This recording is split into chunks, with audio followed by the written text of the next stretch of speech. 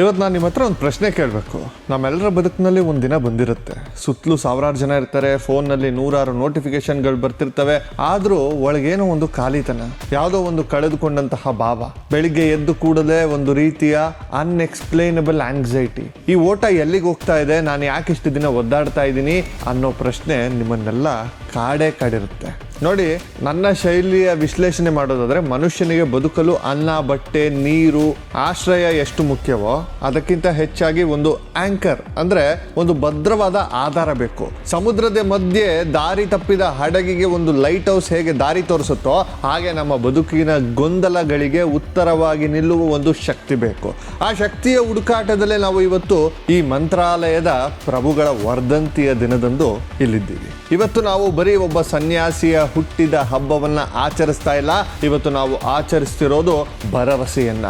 ನಾವು ಭಾರತೀಯ ಪರಂಪರೆಯಲ್ಲಿ ಅದೆಷ್ಟೋ ಗುರುಗಳಿದ್ದಾರೆ, ಮಹಾತ್ಮರಿದ್ದಾರೆ, ಆದರೆ ರಾಘವೇಂದ್ರ ಸ್ವಾಮಿಗಳು ಅಂದ ಕೂಡಲೇ ನಮಗೆ ಯಾಕೋ ಒಂಥರ ಮೈ ರೋಮಾಂಚನವಾಗುತ್ತೆ. ಯಾಕೆ ನಮಗೆ ಅವರನ್ನ ದೇವರು ಅನ್ನೋಕ್ಕಿಂತ ಹೆಚ್ಚಾಗಿ ನಮ್ಮ ಮನೆಯ ಹಿರಿಯ ಅನ್ನೋ ಭಾವನೆ ಬರುತ್ತೆ? ಯಾಕಂದ್ರೆ ರಾಯರು ನಮಗೆ ಅತಿ ಹತ್ತಿರವಾಗಿರೋದು ಅವರ ಪವಾಡಗಳಿಂದಲ್ಲ, ಬದಲಿಗೆ ಅವರು ಪಟ್ಟ ಕಷ್ಟಗಳಿಂದ. ನಾವು ಅನುಭವಿಸುತ್ತಿರುವ ಪ್ರತಿಯೊಂದು ನೋವನ್ನು, ಬಡತನ ಇರಲಿ, ಅವಮಾನ ಇರಲಿ, ಪ್ರೀತಿ ಪಾತ್ರರ ಅಗಲಿಕೆಯಲ್ಲಿ ರಾಯರು ತಮ್ಮ ಜೀವಿತಾವಧಿಯಲ್ಲಿ ಅನುಭವಿಸಿದ್ದಾರೆ. ಒಬ್ಬ ಗುರು ತಾನು ಅನುಭವಿಸಿದ ನೋವಿನಿಂದಲೇ ಭಕ್ತನ ನೋವನ್ನ ಅರ್ಥ ಮಾಡ್ಕೊಳ್ತಾನೆ. ನೋಡಿ, ಅದು ರಾಯರ ವಿಶೇಷತೆ. ಸ್ನೇಹಿತರೆ, ಇವತ್ತಿನ ಈ ಸುದೀರ್ಘ ಡಾಕ್ಯುಮೆಂಟರಿ ಸರಣಿಯಲ್ಲಿ ನಾನು ನಿಮ್ಮನ್ನ ಬರೀ ಇತಿಹಾಸದ ಪುಟಗಳಿಗೆ ಕರೆದುಕೊಂಡು ಹೋಗಲ್ಲ, ಬದಲಿಗೆ ನಿಮ್ಮ ಒಳಗಿರುವ ಆತಂಕಕ್ಕೆ ರಾಯರ ಮೂಲಕ ಉತ್ತರ ಹುಡುಕುವ ಪ್ರಯತ್ನವನ್ನ ಮಾಡ್ತೀನಿ. ಯೋಚನೆ ಮಾಡಿ, 17ನೇ ಶತಮಾನದಲ್ಲಿ ಜೀವಿಸಿದ್ದ ಒಬ್ಬ ವ್ಯಕ್ತಿ 21ನೇ ಶತಮಾನದ ಈ ಆರ್ಟಿಫಿಷಿಯಲ್ ಇಂಟೆಲಿಜೆನ್ಸ್ ಯುಗದಲ್ಲಿ ಹೇಗೆ ರಿಲೆವೆಂಟ್ ಆಗಿ ಇರೋಕೆ ಸಾಧ್ಯ? ಇವತ್ತು ನಾವು ವಿಜ್ಞಾನದ ಬಗ್ಗೆ ಮಾತಾಡ್ತೀವಿ, ಲಾಜಿಕ್ ಬಗ್ಗೆ ಮಾತಾಡ್ತೀವಿ, ಆದರೆ ಮಂತ್ರಾಲಯಕ್ಕೆ ಹೋದಾಗ ಆ ಲಾಜಿಕ್ ಯಾಕೆ ಕೆಲಸ ಮಾಡಲ್ಲ? ಅಲ್ಲಿನ ಮಣ್ಣಿನ ಕಣದಲ್ಲಿ ಅಡಗಿರುವ ಆ ಗುಪ್ತ ಶಕ್ತಿ ಏನು? ವರ್ಧಂತಿ ಅಂದರೆ ಏನು? ಅದು ಬರೀ ಸಂಭ್ರಮವಲ್ಲ, ಅದು ರಾಯರು ನಮಗೆ ಕೊಟ್ಟ ಒಂದು ಆಶ್ವಾಸನೆ. ನಾನು ಬೃಂದಾವನದೊಳಗೆ ಹೋಗಿರಬಹುದು, ಆದರೆ ನಿಮ್ಮ ಪ್ರತಿಯೊಂದು ಕಣ್ಣಿನ ಹನಿಯು ನನಗಿಲ್ಲಿ ಕಾಣಿಸ್ತಾ ಇದೆ ಅನ್ನೋ ಆಶ್ವಾಸನೆಯನ್ನ ನಾವು ಇವತ್ತು ನೆನೆಯಬೇಕು. ನೋಡಿ, ಜೀವನದಲ್ಲಿ ಅದೆಷ್ಟೋ ಸಲ ನಾವು ಸೋತಾಗ, ಯಾರಿಗೂ ಹೇಳಿಕೊಳ್ಳಲಾಗದ ಸಂಕಷ್ಟದಲ್ಲಿದ್ದಾಗ ರಾಘವೇಂದ್ರ ಅನ್ನೋ ಒಂದು ಹೆಸರು ನಮ್ಮೊಳಗೆ ಒಂದು ಅದೃಶ್ಯವಾದ ಧೈರ್ಯ ತುಂಬುತ್ತೆ ಅಲ್ವಾ? ಆ ಧೈರ್ಯ ಎಲ್ಲಿಂದ ಬರುತ್ತೆ? ಅದು ಬರೀ ಭ್ರಾಂತಿಯೇ ಅಥವಾ ನಮ್ಮ ತರ್ಕಕ್ಕೆ ನಿಲುಕದ ಯಾವುದೋ ಒಂದು ಕಾಸ್ಮಿಕ್ ಎನರ್ಜಿನ?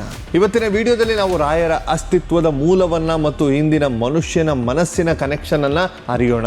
ಈ ಸರಣಿ ಮುಗಿಯೋ ಹೊತ್ತಿಗೆ ನೀವು ಮಂತ್ರಾಲಯಕ್ಕೆ ಹೋದಾಗ ಸಿಗುವ ಆ ನೆಮ್ಮದಿಯ ಹಿಂದಿರೋ ರಹಸ್ಯ ಏನು ಅನ್ನೋದು ನಿಮಗೆ ಅರ್ಥವಾಗುತ್ತೆ. ನೆನಪಿಡಿ, ನೀವು ಈ ವಿಡಿಯೋ ನೋಡ್ತಿದ್ದೀರಾ ಅಂದ್ರೆ ಅದು ಆಕಸ್ಮಿಕವಲ್ಲ. ನಿಮ್ಮ ಬದುಕಿನ ಯಾವುದೋ ಒಂದು ಕತ್ತಲೆಗೆ ಬೆಳಕು ಬೇಕಾಗಿದೆ. ಆ ಬೆಳಕನ್ನು ತೋರಿಸೋಕೆ ರಾಯರು ಈ ಮಾಧ್ಯಮವನ್ನ ಆರಿಸಿಕೊಂಡಿದ್ದಾರೆ. ಬನ್ನಿ, ಇತಿಹಾಸದ ಆ ರೋಚಕ ಪುಟಗಳನ್ನ ತೆರೆಯೋಣ. ವೆಂಕಟನಾಥ ಎಂಬ ಸಾಮಾನ್ಯ ಹುಡುಗ ಮಂತ್ರಾಲಯದ ಮಹಾಪ್ರಭುವಾಗಿ ಬೆಳೆದ ಆ ಅದ್ಭುತ ಕಥೆಯನ್ನ ಮೊದಲಿನಿಂದ ತಿಳಿಯೋಣ. ಇದು ಬರೀ ಭಕ್ತಿಯ ಕಥೆಯಲ್ಲ, ಇದು ಮಾನವ ಸಂಕುಲದ ನಂಬಿಕೆಯ ಮಹಾಕಾವ್ಯ. ಸಂಕಷ್ಟ ಅಥವಾ ಬಡತನ ಅಂದ್ರೆ ಏನ್ ಗೊತ್ತಾ?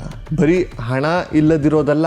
ನಿಮ್ಮ ಕಣ್ಣೆದುರೇ ನಿಮ್ಮ ಮಗು ಹಸುವಿನಿಂದ ಅಳುತ್ತಿದ್ದಾಗ, ಹೆಂಡತಿ ಕತ್ತಲಲ್ಲಿ ಕಣ್ಣೀರು ಆಗ್ತಿದ್ದಾಗ, ಏನು ಮಾಡಲಾಗದೆ ಕೈ ಕಟ್ಟಿ ಕುಳಿತು ಬೇಕಲ್ಲ, ಆ ಅಸಹಾಯಕತೆ ಇದೆಯಲ್ಲ, ಅದು ಬಡತನದ ಅತ್ಯಂತ ಕ್ರೂರ ಮುಖ.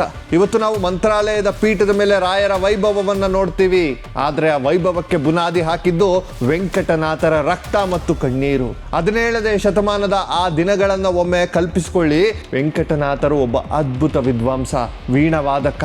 ಆದ್ರೆ ವಿದ್ವತ್ತು ಹೊಟ್ಟೆ ತುಂಬಿಸಲ್ಲ ಸ್ವಾಮಿ, ಆ ಕಹಿ ಸತ್ಯ ಅವರಿಗೆ ಎದುರಾಗಿತ್ತು. ಕುಂಭಕೋಣದ ಆ ಸಣ್ಣ ಬಾಡಿಗೆ ಮನೆಯಲ್ಲಿ ವೆಂಕಟನಾಥರು ತಮ್ಮ ಪತ್ನಿ ಸರಸ್ವತಿ ಮತ್ತು ಪುಟ್ಟ ಮಗು ಲಕ್ಷ್ಮೀನಾರಾಯಣನ ಜೊತೆ ಇದ್ದಾಗ ಪರಿಸ್ಥಿತಿ ಹೇಗಿತ್ತು ಅಂದ್ರೆ, ಮನೆಯಲ್ಲಿ ಒಲೆ ಹಚ್ಚಲು ಒಂದು ಸಣ್ಣ ಸೌದೆಯೂ ಇರ್ತಾ ಇರಲಿಲ್ಲ.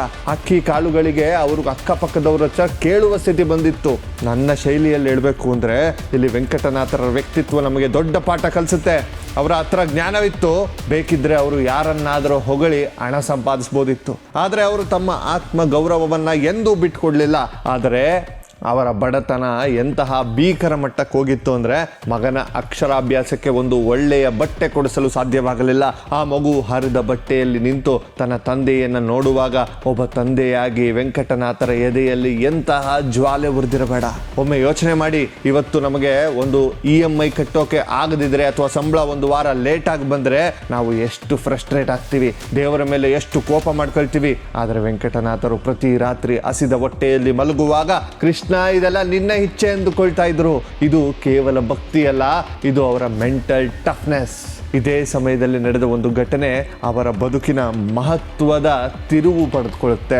ಒಬ್ಬ ಶ್ರೀಮಂತ ವ್ಯಕ್ತಿ ತನ್ನ ಮನೆಯಲ್ಲಿ ನಡೆಯುತ್ತಿದ್ದ ಸಮಾರಂಭಕ್ಕೆ ವೆಂಕಟನಾಥರನ್ನ ಕರೀತಾನೆ. ಅಲ್ಲಿಗೆ ಹೋದಾಗ ವೆಂಕಟನಾಥರಿಗೆ ಸಿಕ್ಕ ಗೌರವ ಎಂಥದ್ದು ಗೊತ್ತಾ?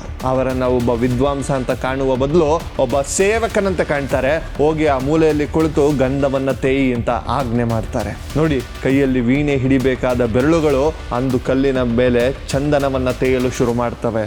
ಆದರೆ ವೆಂಕಟನಾಥರ ಮನಸ್ಸಿನಲ್ಲಿ ಇರಲಿಲ್ಲ. ಅವರಿಗೆ ಯಾವುದೇ ರೀತಿಯ ದೊಡ್ಡತನ ಇರಲಿಲ್ಲ. ಅವರು ಗಂಧ ತೇಯುವಾಗ ಅವರ ತುಟಿಗಳಲ್ಲಿ ಅಗ್ನಿ ಸೂಕ್ತವನ್ನ ಪಠಿಸುತ್ತಿದ್ದವು. ಆ ಮಂತ್ರದ ಶಕ್ತಿ ಎಷ್ಟು ಪ್ರಬಲವಾಗಿತ್ತು ಅಂದ್ರೆ ಆ ಗಂಧವನ್ನ ಹಚ್ಚಿಕೊಂಡವರೆಲ್ಲ ಮೈ ಉರಿಯಲು ಆರಂಭವಾಯಿತು. ಅವರು ಕಿರ್ಚಾಡ್ತಾ ಓಡಾಡಿದ್ರು. ಆಗ ಅಲ್ಲಿ ಜನರಿಗೆ ಅರ್ಥವಾಯಿತು, ಆ ವ್ಯಕ್ತಿ ಸಾಮಾನ್ಯ ಬಡವನಲ್ಲ, ಅವರು ಜ್ಞಾನದ ಬೆಟ್ಟ ಅಂತ. ಆ ಶ್ರೀಮಂತ ವೆಂಕಟನಾಥರ ಪಾದಕ್ಕೆ ಬಿದ್ದು ಕ್ಷಮೆ ಕೇಳ್ತಾನೆ. ಆಗ ವೆಂಕಟನಾಥರು ಏನ್ ಮಾಡಿದ್ರು ಗೊತ್ತಾ? ಅವರು ಅಹಂಕಾರವನ್ನ ತೋರಿಸಲಿಲ್ಲ. ಕೂಡಲೇ ವರ್ಣ ಸೂಕ್ತವನ್ನ ಪಠಿಸಿ ಎಲ್ಲರ ಉರಿಯನ್ನ ತಣಿಸಿದ್ರು. ಪತ್ರಕರ್ತನಾಗಿ ನಾನಿಲ್ಲಿ ಒಂದು ವಿಷಯವನ್ನ ಗಮನಿಸ್ತೀನಿ. ವೆಂಕಟನಾಥರು ತಮಗಾದ ಅವಮಾನವನ್ನ ಬಳಸ್ಕೊಂಡು ಜಗತ್ತಿಗೆ ತನ್ನ ಶಕ್ತಿಯನ್ನ ತೋರಿಸ್ಕೊಟ್ರು. ಆದ್ರೆ ಆ ಶಕ್ತಿಯನ್ನ ಅವರು ತಮ್ಮ ಬಡತನ ಹೋಗಲಾಡಿಸಲು ಬಳಸಲಿಲ್ಲ. ಯಾಕಂದ್ರೆ ಅವರು ಕರ್ಮದ ಮೇಲೆ ನಂಬಿಕೆ ಇಟ್ಟಂತವರು. ಸ್ನೇಹಿತರೆ, ಇವತ್ತು ನೀವು ಅಂದುಕೊಂಡಿರ್ಬೋದು, ನನಗೆ ಯಾಕೆ ಇಷ್ಟು ಕಷ್ಟ, ನಾನು ಯಾಕೆ ಇಷ್ಟು ಅವಮಾನವನ್ನು ಅನುಭವಿಸ್ತಾ ಇದ್ದೀನಿ, ಯಾಕೆ ಅನುಭವಿಸ್ಬೇಕು ಅಂತ. ನೆನಪಿಡಿ, ವೆಂಕಟನಾಥರ ಆ ಬಡತನದ ದಿನಗಳೇ ಮುಂದೆ ನಿಮ್ಮ ರಾಘವೇಂದ್ರ ಸ್ವಾಮಿ ಆಗಲು ಬೇಕಾದ ತಪಸ್ಸಿನ ಅಗ್ನಿ ಆಯಿತು. ಚಿನ್ನವನ್ನು ಎಷ್ಟು ಸುಡುತ್ತಾರೋ ಅದು ಅಷ್ಟು ಹೊಳೆಯುತ್ತೆ. ವೆಂಕಟನಾಥರು ಆ ಬಡತನದ ಅಗ್ನಿಯಲ್ಲಿ ಬೆಂದು ನಮಗೆ ಇವತ್ತು ಬೆಳಕಾಗಿ ಕಾಣ್ತಾ ಇದ್ದಾರೆ. ನಿಮ್ಮ ಜೀವನದ ಹಿಂದಿನ ಸಂಕಷ್ಟ ಕೂಡ ನಿಮ್ಮನ್ನ ಒಂದು ದೊಡ್ಡ ಬದಲಾವಣೆಗೆ ಸಿದ್ಧಪಡಿಸ್ತಾ ಇದೆ ಅನ್ನೋದು ಮರಿಬೇಡಿ. ರಾಯರ ಬದುಕಿನ ಆಧಾರವೇ ಇದು, ಸಂಕಷ್ಟದಲ್ಲೂ ಸ್ಥಿತಪ್ರಜ್ಞರಾಗಿರುವುದು. ಆದರೆ ಅಧ್ಯಾಯಕ್ಕಿಂತಲೂ ಕ್ರೂರವಾದ ಇನ್ನೊಂದು ಅಧ್ಯಾಯ ಇದೆ. ಅದು ಸನ್ಯಾಸದ ಅಗ್ನಿ ಪರೀಕ್ಷೆ. ತನ್ನ ಪ್ರೀತಿಯ ಹೆಂಡತಿ ಮತ್ತು ಮಗನನ್ನ ಬಿಟ್ಟು ಹೊರಡುವ ಆ ಕ್ಷಣ ಇದೆಯಲ್ಲ, ಅದು ಕಲ್ಲನ್ನು ಕರಗಿಸುವಂಥದ್ದು. ಸಂಬಂಧಗಳು ಅಂದ್ರೆ ಏನ್ ಗೊತ್ತಾ? ಅವು ನಮಗೆ ಶಕ್ತಿಯೂ ಹೌದು, ಎಷ್ಟೋ ಸಲ ಆಧ್ಯಾತ್ಮಿಕ ಹಾದಿಯಲ್ಲಿ ಅತಿ ದೊಡ್ಡ ಬೇಡಿಕೆಯೂ ಹೌದು. ಇವತ್ತು ನಾವು ರಾಯರ ಜೀವನದ ಅತ್ಯಂತ ಕಣ್ಣೀರಿನ ಪುಟವನ್ನು ತಿರುಸ್ತಾ ಇದ್ದೀನಿ. ಇದು ಕೇವಲ ಒಬ್ಬ ಸನ್ಯಾಸಿಯ ಕಥೆಯಲ್ಲ, ಇದು ಒಂದು ಹೆಣ್ಣಿನ ಮಹಾತ್ಯಾಗದ ಕಥೆ. ವೆಂಕಟನಾಥರು ಸನ್ಯಾಸ ಸ್ವೀಕರಿಸಬೇಕು ಎಂಬ ನಿರ್ಧಾರಕ್ಕೆ ಬಂದಾಗ ಅವರ ಮುಂದೆ ಇಡೀ ಲೋಕ ಉದ್ಧಾರದ ಹಾದಿ ಇತ್ತು.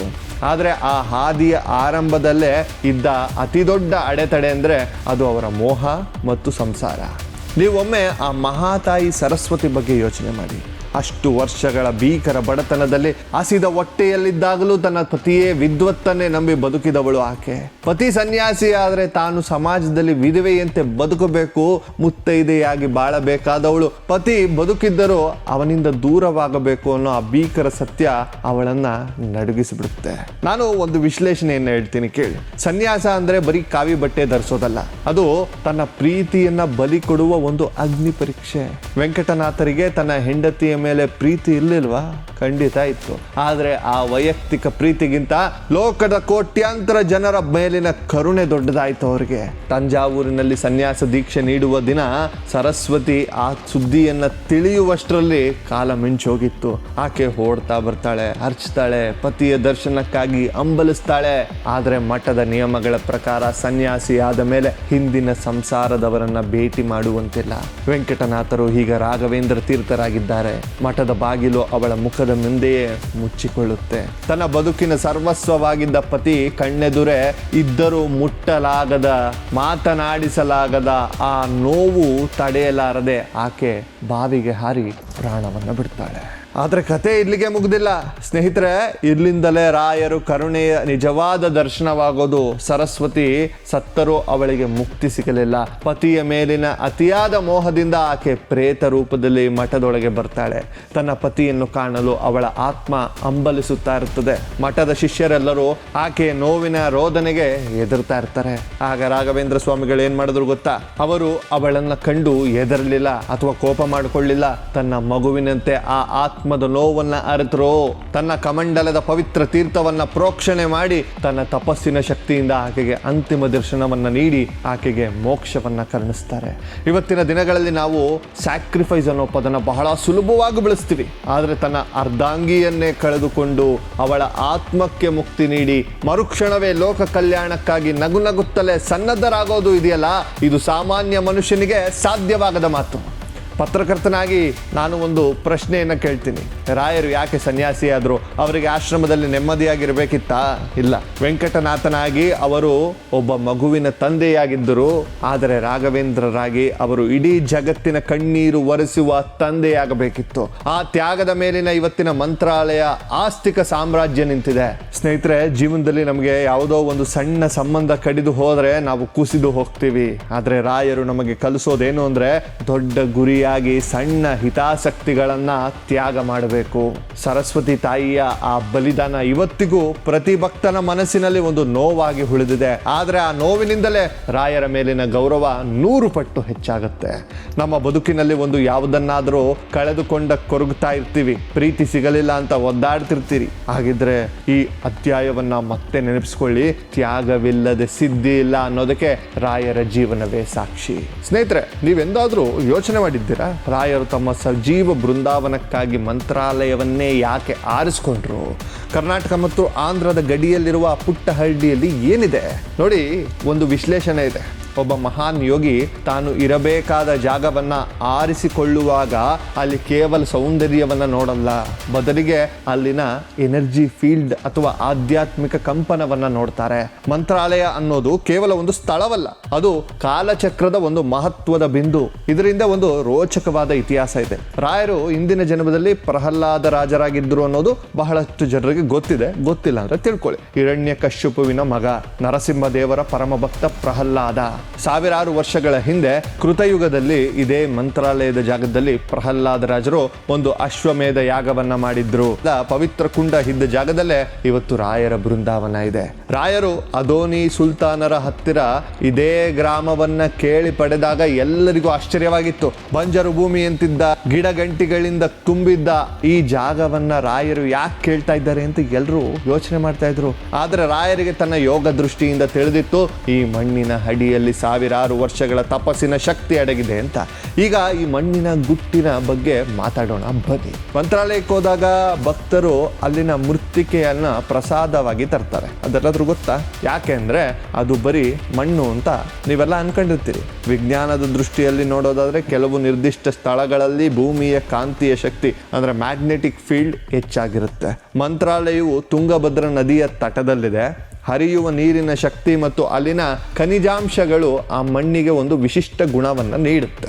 ಆದರೆ ಆಧ್ಯಾತ್ಮಿಕವಾಗಿ ಹೇಳೋದಾದ್ರೆ ರಾಯರ 700 ವರ್ಷಗಳ ಸತತ ಧ್ಯಾನದ ವೈಬ್ರೇಷನ್ಸ್ ಆ ಮಣ್ಣಿನ ಪ್ರತಿ ಕಣಕಣದಲ್ಲೂ ಇವತ್ತಿಗೂ ಅಲ್ಲಿ ಜೀವಂತವಾಗಿದೆ. ಒಮ್ಮೆ ಯೋಚನೆ ಮಾಡಿ, ಅದೆಷ್ಟೋ ದೀರ್ಘಕಾಲದ ಕಾಯಿಲೆಗಳು, ವೈದ್ಯರಿಗೆ ಸವಾಲಾದ ಮಾನಸಿಕ ಸಮಸ್ಯೆಗಳು ಕೇವಲ ಆ ಮೃತ್ತಿಕೆಯನ್ನು ಧರಿಸುವುದರಿಂದ ಗುಣವಾಗುತ್ತೆ ಅಂದ್ರೆ ಅದು ಕೇವಲ ಆಯುರ್ವೇದವಲ್ಲ, ಅದು ಆ ಮಣ್ಣಿನಲ್ಲಿರುವ ಡಿವೈನ್ ಎನರ್ಜಿ. ರಾಯರು ಬೃಂದಾವನದೊಳಗೆ ಹೋಗುವಾಗ ಒಂದು ಮಾತನ್ನು ಹೇಳಿದ್ರು, ನಾನು ಹೋದ ಮೇಲೂ ಈ ಮಣ್ಣಿನ ಮೂಲಕ ನಿಮ್ಮನ್ನ ಸಲಹುತ್ತೇನೆ ಅಂತ. ಪತ್ರಕರ್ತನಾಗಿ ಇಲ್ಲಿ ಒಂದು ವಿಷಯವನ್ನ ನಾನು ಗಮನಿಸಿದ್ದೀನಿ. ಜಗತ್ತಿನ ಅದೆಷ್ಟೋ ಪುಣ್ಯಕ್ಷೇತ್ರಗಳು ವೈಭವದಿಂದ ಮೆರೆಯುತ್ತವೆ, ಆದ್ರೆ ಮಂತ್ರಾಲಯದ ವಿಶೇಷತೆ ಇರೋದು ಅಲ್ಲಿನ ಸರಳತೆಯಲ್ಲಿ ಮತ್ತು ಆ ಮಣ್ಣಿನ ಶಕ್ತಿಯಲ್ಲಿ. ನೀವು ಅಲ್ಲಿಗೆ ಹೋದಾಗ ಬರಿಗಾಲಿನಲ್ಲಿ ನಡೆದ್ರೆ ಸಾಕು, ನಿಮ್ಮ ದೇಹದ ಒಳಗಿರುವಂತಹ ನೆಗೆಟಿವ್ ಎನರ್ಜಿ ಕಡಿಮೆಯಾದಂತೆ ಅನ್ಸುತ್ತೆ. ಇಲ್ಲಿ ಕೇವಲ ಭಾವನೆ ಅಲ್ಲ, ಇದೊಂದು ಅನುಭವ. ಸ್ನೇಹಿತರೆ, ನಮಗೆಲ್ಲ ಒಂದು ಆಂಕರ್ ಬೇಕು ಅಂತ ನಾನು ಅವಾಗಲೇ ಹೇಳಿದೆ. ಮಂತ್ರಾಲಯದ ಆ ಮಣ್ಣು ಆ ಆಧಾರವನ್ನ ನಮಗೆ ಕೊಡುತ್ತೆ. ಪ್ರಹ್ಲಾದರ ರಾಜರ ಕಾಲದ ಭಕ್ತಿ ಮತ್ತು ರಾಘವೇಂದ್ರ ಸ್ವಾಮಿಗಳ ಕಾಲದ ಜ್ಞಾನ ಈ ಎರಡು ಸಂಗಮವಾಗಿರೋದು ಮಂತ್ರಾಲಯದಲ್ಲಿ ಮಾತ್ರ. ಇನ್ನೊಂದು ರಹಸ್ಯ ಎಂದ್ರೆ ರಾಯರು ಬೃಂದಾವನದ ಬಳಸಿದ ಕಲ್ಲುಗಳು ಕೂಡ ಸಾಮಾನ್ಯವಾದದ್ದಲ್ಲ. ಅವುಗಳು ಮಧ್ವರಾಯರ ಬೆಟ್ಟದಿಂದ ತರಲಾದ ಸಾಲಿಗ್ರಾಮಗಳು. ಅದರ ಹಿಂದೆ ಕೂಡ ಒಂದು ದೊಡ್ಡ ಕಥೆ ಇದೆ. ಆದರೆ ಈ ಮಣ್ಣಿನ ಮಹಿಮೆಯನ್ನು ಕೇವಲ ಭಾರತೀಯರು ಮಾತ್ರ ಒಪ್ಪಿಕೊಂಡಿಲ್ಲ. ವಿಜ್ಞಾನವನ್ನು ನಂಬಿದ್ದ ಬ್ರಿಟಿಷ್ ಅಧಿಕಾರಿಗಳು ಕೂಡ ಮಣ್ಣಿನ ಶಕ್ತಿಯ ಮುಂದೆ ತಲೆಬಾಗಿದ್ರು. ಆ ರೋಚಕ ಇತಿಹಾಸವೇ ಥಾಮಸ್ ಮನ್ರೋ ಕತೆ. ನೋಡಿ, ಸಾಮಾನ್ಯವಾಗಿ ಆಧ್ಯಾತ್ಮ ಅಂದರೆ ಕೂಡಲೇ ಒಂದು ವರ್ಗದ ಜನ ಹೇಳ್ತಾರೆ ಅದೆಲ್ಲ ಬರೀ ಬೋಗಸ್ಸು ಕಟ್ಟುಕತೆ ಅಂತ. ಅವರಿಗೆ ಪ್ರೂಫ್ ಬೇಕು, ಸೈನ್ಸ್ ಬೇಕು, ಕಣ್ಣಿಗೆ ಕಾಣುವ ದಾಖಲೆಗಳು ಬೇಕು. ಆದರೆ ರಾಘವೇಂದ್ರ ಸ್ವಾಮಿಗಳ ವಿಷಯದಲ್ಲಿ ವಿಧಿಯೇ ಒಂದು ಆಟವನ್ನಾಡಿದೆ. ಸ್ವತಃ ಬ್ರಿಟಿಷ್ ಸರ್ಕಾರವೇ ತನ್ನ ಅಧಿಕೃತ ದಾಖಲೆಗಳಲ್ಲಿ ರಾಯರ ಅಸ್ತಿತ್ವವನ್ನು ಒಪ್ಪಿಕೊಂಡಿದೆ ಅಂದರೆ ನೀವು ನಂಬಲೇಬೇಕು. ಅದು 1800ರ ಕಾಲಘಟ್ಟ. ಬ್ರಿಟಿಷ್ ಈಸ್ಟ್ ಇಂಡಿಯಾ ಕಂಪನಿಯ ಆಡಳಿತ. ಆಗ ಮದ್ರಾಸ್ ಪ್ರೆಸಿಡೆನ್ಸಿಯ ಬಳ್ಳಾರಿ ಜಿಲ್ಲೆಯ ಕಲೆಕ್ಟರ್ ಆಗಿದ್ದವರು ಸರ್ ಥಾಮಸ್ ಮನ್ರೋ. ಬ್ರಿಟಿಷರಿಗೆ ಆಗ ಹಣದ ವ್ಯಾಮೋಹ ಜಾಸ್ತಿ ಆಗಿತ್ತು. ಮಂತ್ರಾಲಯದ ಮಠಕ್ಕೆ ಸೇರಿದ ಜಮೀನನ್ನು ವಶಪಡಿಸಿಕೊಂಡು ಅಲ್ಲಿನ ಆದಾಯವನ್ನ ಸರ್ಕಾರಕ್ಕೆ ಜಮಾ ಮಾಡಬೇಕು ಅನ್ನೋದು ಅವರ ಉದ್ದೇಶವಾಗಿತ್ತು. ಅದಕ್ಕಾಗಿ ಮನ್ರೋ ಖುದ್ದಾಗಿ ಮಂತ್ರಾಲಯಕ್ಕೆ ಬರ್ತಾರೆ. ಆದರೆ ಅಲ್ಲಿ ನಡೆದಿದ್ದೇ ಬೇರೆ. ಮನ್ರೋ ಬೃಂದಾವನದ ಹತ್ರ ಹೋಗಿ ನಿಲ್ತಾರೆ. ತನ್ನ ಅಧಿಕಾರ ದರ್ಪದಿಂದ ಮಠದ ಆಸ್ತಿಯನ್ನ ಮುಟ್ಟುಗೋಲು ಹಾಕಿಕೊಳ್ಳುವ ನೋಟಿಸ್ ಅನ್ನ ಜಾರಿ ಮಾಡ್ತಾರೆ. ಆಗ ಬೃಂದಾವನದ ಒಳಗಿನಿಂದ ಒಬ್ಬ ತೇಜಸ್ವಿ ಸನ್ಯಾಸಿ ಮೇಲೆದ್ದು ಬರ್ತಾರಂತೆ. ಇದು ಬರೀ ಭಕ್ತರ ಕಲ್ಪನೆಯಲ್ಲ ಸ್ನೇಹಿತರೆ, ಮನ್ರೋಗೆ ಮಾತ್ರ ಕಾಣುವಂತೆ ರಾಯರು ದರ್ಶನವನ್ನ ಕೊಡ್ತಾರೆ. ಅಚ್ಚರಿಯ ವಿಷಯ ಏನು ಅಂದ್ರೆ, ರಾಯರು ಮನ್ರೋ ಜೊತೆ ಇಂಗ್ಲಿಷ್ನಲ್ಲೇ ಸಂಭಾಷಣೆಯನ್ನು ನಡೆಸ್ತಾರೆ. ಮನ್ರೋ ಸ್ತಬ್ಧನಾಗಿ ನಿಂತು ಬಿಡ್ತಾನೆ. ಹೊರಗೆ ನಿಂತಿದ್ದ ಜನರಿಗೆ ಬರೀ ಗಾಳಿಯಲ್ಲಿ ಮನ್ರೋ ಯಾರ ಜೊತೆ ಮಾತಾಡ್ತಾ ಇದ್ದಾನೆ ಅಂತ ಕಾಣುವಂತೆ ಆ ಮನ್ರೋ ಜೊತೆ ರಾಯರು ದರ್ಶನವಾಗುತ್ತೆ. ಸಂಭಾಷಣೆಯ ಕೊನೆಯಲ್ಲಿ ರಾಯರು ಮನ್ರೋಗೆ ಮಂತ್ರಾಕ್ಷತೆಯನ್ನು ನೀಡ್ತಾರಂತೆ. ಮನ್ರೋ ಎಂತ ಪುಣ್ಯಾತ್ಮ ನೋಡಿ. ಇದನ್ನು ಅನಾಲಿಸಿಸ್ ಮಾಡಿದ್ರೆ ಒಬ್ಬ ವಿದೇಶಿ, ಅವನಿಗೆ ರಾಯರ ಬಗ್ಗೆ ಮೊದಲೇ ಗೊತ್ತಿರಲಿಲ್ಲ, ಅವನಿಗೆ ಇಲ್ಲಿನ ಸಂಸ್ಕೃತಿಯ ಬಗ್ಗೆ ಅತಿಯಾದ ಗೌರವನೂ ಇರಲಿಲ್ಲ. ಆದರೂ ಅವನಿಗೆ ಆ ಅನುಭವ ಆಯಿತು ಅಂದರೆ ಅದು ಕೇವಲ ಭ್ರಮೆಯಾಗಲು ಸಾಧ್ಯವಿಲ್ಲ. ಮನ್ರೋ ವಾಪಸ್ ಹೋಗಿ ಏನು ಮಾಡ್ದ ಗೊತ್ತಾ? ತಕ್ಷಣ ಜಮೀನು ವಶಪಡಿಸಿಕೊಳ್ಳುವ ಆದೇಶವನ್ನು ರದ್ದುಗೊಳಿಸಿ, ಅಷ್ಟೇ ಅಲ್ಲ ಮದ್ರಾಸ್ ಗೆಜಿಟೇರ್ನಲ್ಲಿ ಅಧಿಕೃತವಾಗಿ ದಾಖಲಿಸಿದ. ಒಬ್ಬ ಬ್ರಿಟಿಷ್ ಅಧಿಕಾರಿ ತನ್ನ ವರದಿಯನ್ನು ಬೃಂದಾವನದಿಂದ ಸನ್ಯಾಸಿ ಎದ್ದು ಬಂದು ನನ್ನೊಂದಿಗೆ ಮಾತನಾಡಿದರು ಎಂದು ಬರೆಯುತ್ತಾನೆ ಅಂದರೆ ಆ ಶಕ್ತಿಯ ಪ್ರಭಾವ ಎಂಥದ್ದಿರಬೇಡ. ಪತ್ರಕರ್ತನಾಗಿ ನಾನಿಲ್ಲಿ ಒಂದು ಪ್ರಶ್ನೆ ಕೇಳ್ತೀನಿ. ಇವತ್ತು ಲಾಜಿಕ್ ಬಗ್ಗೆ ಮಾತಾಡ್ತೀವಿ, ಆದರೆ 200 ವರ್ಷಗಳ ಹಿಂದೆ ದಾಖಲಾದ ಈ ಇತಿಹಾಸಕ್ಕೆ ಯಾವ ಲಾಜಿಕ್ ಕೊಡೋಕೆ ಸಾಧ್ಯ? ರಾಯರು ಬೃಂದಾವನ ಸೇರುವ ಮುನ್ನ ಹೇಳಿದ್ರು, ನಾನು 700 ವರ್ಷಗಳ ಕಾಲ ಈ ಬೃಂದಾವನದಲ್ಲಿ ಸಶರೀರನಾಗಿ ಇರುತ್ತೇನೆ ಅಂತ. ಮನ್ರೋಗೆ ಸಿಕ್ಕ ದರ್ಶನ ಆ ಮಾತಿನ ಮೊದಲ ಅತ್ಯಂತ ಸಾಕ್ಷಿ. ಇನ್ನೊಂದು ರೋಚಕ ವಿಷಯ ಅಂದ್ರೆ ಅದೋನಿ ಸುಲ್ತಾನನ ಕತೆ. ರಾಯರನ್ನ ಪರೀಕ್ಷಿಸಲು ಮಾಂಸದ ತಟ್ಟೆಯನ್ನು ಕಳುಹಿಸಿದಾಗ ರಾಯರು ಅದರ ಮೇಲೆ ಮಂತ್ರಾಕ್ಷತೆ ಹಾಕಿದ ಕೂಡಲೇ ಆ ಮಾಂಸ ಹೂಗಳಾಗಿ ಬದಲಾದವು. ಇದೆಲ್ಲ ಮ್ಯಾಜಿಕ್ ಅಲ್ಲ, ಇದು ಪ್ರಕೃತಿಯ ಪಂಚಭೂತಗಳ ಮೇಲಿನ ಒಬ್ಬ ಮಹಾನ್ ಯೋಗಿ ಸಾಧಿಸಿದ ಹಿಡಿತ. ಸ್ನೇಹಿತರೆ, ರಾಯರ ಪವಾಡಗಳು ಬರೀ ಕಥೆಗಳಾಗಿ ಉಳಿದಿಲ್ಲ, ಅವು ಇತಿಹಾಸ ದಾಖಲೆಗಳಾಗಿ ಮಾರ್ಪಟ್ಟಿವೆ. ನೀವು ರಾಯರನ್ನ ನಂಬುತ್ತೀರೋ ಇಲ್ವೋ ಅದು ನಿಮಗೆ ಬಿಟ್ಟಿದ್ದು, ಅದು ನಿಮ್ಮ ವೈಯಕ್ತಿಕ ವಿಚಾರ. ಆದರೆ ಇಷ್ಟೆಲ್ಲ ದಾಖಲೆಗಳಿರುವಾಗ ಆ ಶಕ್ತಿಯನ್ನು ನಿರ್ಲಕ್ಷಿಸುವುದು ಮೂರ್ಖತನವಾಗುತ್ತೆ. ನಾನೊಂದು ಮಾತು ಹೇಳ್ತೀನಿ, ಜಗತ್ತಿನಲ್ಲಿ ಸೈನ್ಸ್ಗೆ ನಿಲುಕದ ಯಾವುದೋ ಒಂದು ದೊಡ್ಡ ಸತ್ಯವಿದೆ. ಆ ಸತ್ಯದ ಪ್ರಭಾವ ಮಂತ್ರಾಲಯದಲ್ಲಿ ಅತಿ ಹೆಚ್ಚಾಗಿ ಕಾಣ್ತಾ ಇದೆ. ಆದರೆ ರಾಯರು ಬೃಂದಾವನದೊಳಗೆ ಹೋದ ಕ್ಷಣ ಹೇಗಿತ್ತು ಗೊತ್ತಾ? ಆ ಸಜೀವ ಬೃಂದಾವನ ಪ್ರವೇಶದ ಹಿಂದೆ ಇದ್ದ ಗಣಿತದ ಲೆಕ್ಕಾಚಾರ ಏನು? 700 ವರ್ಷಗಳ ಕಾಲ ಅವರು ಅಲ್ಲಿ ಏನ್ ಮಾಡ್ತಿದ್ದಾರೆ? ಈ ಎಲ್ಲಾ ವಿಚಾರಗಳನ್ನ ಈಗ ಮಾತಾಡೋಣ ಬನ್ನಿ. ಸಾವನ್ನ ಗೆಲ್ಲೋದು ಅಂದ್ರೆ ಏನು ಗೊತ್ತಾ? ಸಾಮಾನ್ಯವಾಗಿ ನಾವೆಲ್ಲ ಸಾಯುವಾಗ ಹೇಳ್ತೀವಿ, ಕಿರ್ಚಾಡ್ತೀವಿ ಅಥವಾ ನೋವಿನಿಂದ ಒದ್ದಾಡ್ತೀವಿ. ಆದರೆ ಇತಿಹಾಸದ ಆ ದಿನ ಶ್ರಾವಣ ಬಹುಳ ಬಿದಿಗೆಯ ದಿನ ಶುಕ್ರವಾರ. ಒಬ್ಬ ಮನುಷ್ಯ ತನ್ನ ಸಾವಿನ ದಿನವನ್ನು ತಾನೇ ನಿಗದಿಪಡಿಸಿ ತನ್ನ ಸಮಾಧಿಯನ್ನು ತಾನೇ ನಿರ್ಮಿಸಿಕೊಂಡು ಸಾವಿರಾರು ಜನರ ಸಮ್ಮುಖದಲ್ಲಿ ನಗುತ್ತಲೇ ಅದರೊಳಗೆ ಇಳಿದ ಕಥೆ ಇದೆಯಲ್ಲ, ಅದು ಕೇವಲ ಆಧ್ಯಾತ್ಮವಲ್ಲ, ಅದು ಮನುಷ್ಯನ ಸಂಕಲ್ಪವ ಶಕ್ತಿಯ ಪರಮಾವಧಿ. ರಾಯರು ಬೃಂದಾವನದೊಳಗೆ ಹೋಗುವ ಆ ಕ್ಷಣ ಹತ್ತಿರ ಬಂದಾಗ ಇಡೀ ಮಂತ್ರಾಲಯ ಒಂದು ಆಧ್ಯಾತ್ಮಿಕ ಸ್ತಬ್ಧತೆ ಇತ್ತು. ಶಿಷ್ಯರೆಲ್ಲ ಕಣ್ಣೀರಾಗ್ತಿದ್ದಾರೆ, ನಮ್ಮನ್ನ ಯಾಕೆ ಬಿಟ್ಟೋಗ್ತಿದ್ದೀರಿ ಗುರುಗಳೇ ಅಂತ ರೋಧಿಸ್ತಾ ಇದ್ದಾರೆ. ಆದರೆ ರಾಯರ ಮುಖದಲ್ಲಿ ಒಂದು ದಿವ್ಯವಾದ ಶಾಂತಿ ಇತ್ತು. ಅವರು ಬೃಂದಾವನದೊಳಗೆ ಇಳಿಯುವ ಮುನ್ನ ಕೊಟ್ಟ ಕೊನೆಯ ಸಂದೇಶ ಇದೆಯಲ್ಲ, ಅದು ಇವತ್ತಿಗೆ ಪ್ರತಿ ಮನುಷ್ಯನಿಗೆ ದಾರಿದೀಪ. ಅವರು ಹೇಳಿದ್ದಿಷ್ಟೇ, ನಾನು ಈ ಭೌತಿಕ ದೇಹದಿಂದ ಮಾತ್ರ ನಿಮ್ಮ ಕಣ್ಣಿಗೆ ದೂರವಾಗ್ತಿದ್ದೇನೆ, ಆದರೆ ನನ್ನ ಜ್ಞಾನ, ನನ್ನ ಭಕ್ತಿ, ನನ್ನ ಅಸ್ತಿತ್ವ ಈ ಬೃಂದಾವನದಲ್ಲಿ 700 ವರ್ಷಗಳ ಕಾಲ ಸಶರೀರವಾಗಿ ಇರುತ್ತದೆ. ಸತ್ಯವನ್ನ ನಂಬಿ ಧರ್ಮವನ್ನ ಬಿಡಬೇಡಿ. ಇಲ್ಲಿ ಒಂದು ಮ್ಯಾಥಮೆಟಿಕಲ್ ಲಾಜಿಕ್ ಇದೆ. ರಾಯರು ಯಾಕೆ 700 ವರ್ಷಗಳನ್ನು ಆರಿಸ್ಕೊಂಡ್ರು? ಅವರ ಲೆಕ್ಕಾಚಾರ ಹೀಗಿದೆ. ಬೃಂದಾವನದ ಒಳಗೆ ಭೌತಿಕ ದೇಹದ ಆಯಸ್ಸು 100 ವರ್ಷ, ಅವರ ಜ್ಞಾನ ಮತ್ತು ಕೃತಿಗಳ ಪ್ರಭಾವ 300 ವರ್ಷ, ಅವರ ಅದೃಶ್ಯ ಚೈತನ್ಯದ ಪ್ರಭಾವ ಇನ್ನೂ 300 ವರ್ಷ, ಒಟ್ಟು 700 ವರ್ಷಗಳ ಕಾಲ ಅವರು ಈ ಭೂಮಿ ಮೇಲೆ ಒಂದು ವೈಬ್ರೇಷನ್ ಆಗಿ ಇರ್ತಾರೆ ಅನ್ನೋದು ಅವರ ಸಂಕಲ್ಪವಾಗಿತ್ತು. ಬೃಂದಾವನದೊಳಗೆ ರಾಯರು ಕುಳಿತು ಧ್ಯಾನಕ್ಕೆ ಜಾರ್ತಾರೆ.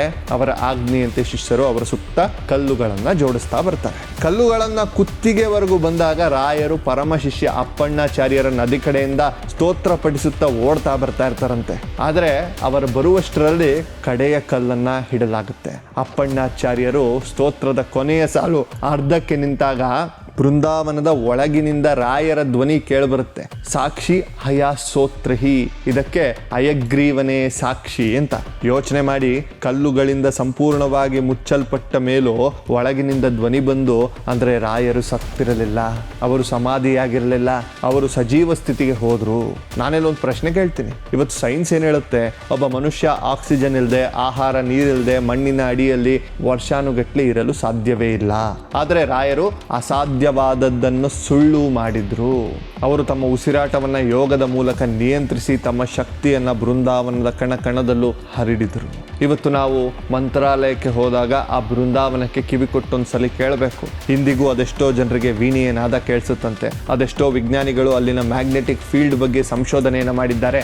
ಆದರೆ ಅವರಿಗೆ ಸಿಕ್ಕಿದ್ದು ಕೇವಲ ಅಂಕಿಅಂಶಗಳು ಮಾತ್ರ, ರಾಯರ ಕರುಣೆಯಲ್ಲ. ಸ್ನೇಹಿತರೆ, ರಾಯರು ಅಲ್ಲಿ ಬರೀ ಕಲ್ಲಾಗಿ ಕುಳಿತಿಲ್ಲ, ಅವರು ಒಂದು ಪವರ್ ಹೌಸ್. 350 ವರ್ಷಗಳು ಕಳೆದಿದ್ದರೂ ಇವತ್ತಿಗೂ ಲಕ್ಷಾಂತರ ಜನರು ಸಾಲಿನಲ್ಲಿ ನಿಂತು ಅವರ ದರ್ಶನ ಪಡಿತಾರೆ ಅಂದರೆ ಆ ವ್ಯಕ್ತಿ ಸತ್ತಿಲ್ಲ ಅಂತಲೇ ಅರ್ಥ. ನಾವು ಬದುಕಿರುವವರನ್ನ ಮರೆತು ಬಿಡ್ತೀವಿ, ಆದರೆ ರಾಯರನ್ನ ಜಗತ್ತು ನೆನೆಯುತ್ತಿದೆ ಅಂದರೆ ಅವರು ಸಜೀವ ಸಂಕಲ್ಪ ಎಷ್ಟು ದೊಡ್ಡದು ಅನ್ನೋದು ಯೋಚನೆ ಮಾಡಿ. ಸಜೀವ ಬೃಂದಾವನ ಅನ್ನೋದು ಬರೀ ಮಣ್ಣು ಕಲ್ಲಿನ ಕಟ್ಟಡವಲ್ಲ, ಅದು ನಂಬಿಕೆಯ ಅತಿ ದೊಡ್ಡ ಪ್ರಯೋಗಾಲಯ. ನಿಮ್ಮ ಜೀವನದಲ್ಲಿ ಯಾವುದೋ ಒಂದು ದಾರಿ ಮುಚ್ಚೋಗಿದೆ ಅಂತ ಅನಿಸ್ತಾ ಇದೆಯಾ? ಹಾಗಿದ್ರೆ ನೆನಪಿಡಿ, ಬೃಂದಾವನದ ಬಾಗಿಲು ಮುಚ್ಚಿದ ಮೇಲೂ ರಾಯರು ಜಗತ್ತನ್ನು ಸಲಹುತ್ತಿದ್ದಾರೆ ಎಂದ ಮೇಲೆ ನಿಮ್ಮ ಬದುಕಿನ ಬಾಗಿಲು ಮುಚ್ಚಿದರೂ ರಾಯರು ಬೇರೆ ದಾರಿ ತೋರಿಸ್ತಾರೆ. ಸೈನ್ಸ್ ಎಲ್ಲವನ್ನ ಪ್ರೂವ್ ಮಾಡುತ್ತೆ, ವಿಜ್ಞಾನಕ್ಕೆ ನಿಲುಕದ್ದು ಯಾವುದೂ ಇಲ್ಲ ಅಂತ ನಾವೆಲ್ಲರೂ ಅಂದ್ಕೊಳ್ತೀವಿ. ಆದರೆ ಮೆಡಿಕಲ್ ಸೈನ್ಸ್ ಕೂಡ ಕೈ ಚೆಲ್ಲಿದೆ. ಆದರೆ ಮೆಡಿಕಲ್ ಸೈನ್ಸ್ ಕೈ ಚೆಲ್ಲಿದ ದೊಡ್ಡ ದೊಡ್ಡ ಹಾಸ್ಪಿಟಲ್ಗಳು ಇನ್ನೇನು ದಾರಿ ಇಲ್ಲ ಅಂತ ಮನೆಗೆ ಕಳುಹಿಸಿದ ಎಷ್ಟೋ ಕೇಸ್ಗಳು ಮಂತ್ರಾಲಯದ ಆ ಬೃಂದಾವನದ ಮುಂದೆ ನಿಂತಾಗ ಗುಣವಾಗಿವೆ ಅಂದರೆ ನೀವು ಅದನ್ನ ಏನಂತ ಕರಿತೀರಿ? ನೋಡಿ, ಪವಾಡ ಅಂದರೆ ಬರೀ ಮ್ಯಾಜಿಕ್ ಅಲ್ಲ, ಪವಾಡ ಅಂದರೆ ಅದು ಹೀಲಿಂಗ್ ಎನರ್ಜಿ. ಇವತ್ತು ವೈದ್ಯರು ದೇಹವನ್ನ ಮಾತ್ರ ಗುಣಪಡಿಸಬಹುದು, ಆದರೆ ರಾಯರು ಆತ್ಮವನ್ನ ಮತ್ತು ನಂಬಿಕೆಯನ್ನ ಗುಣಪಡಿಸ್ತಾರೆ.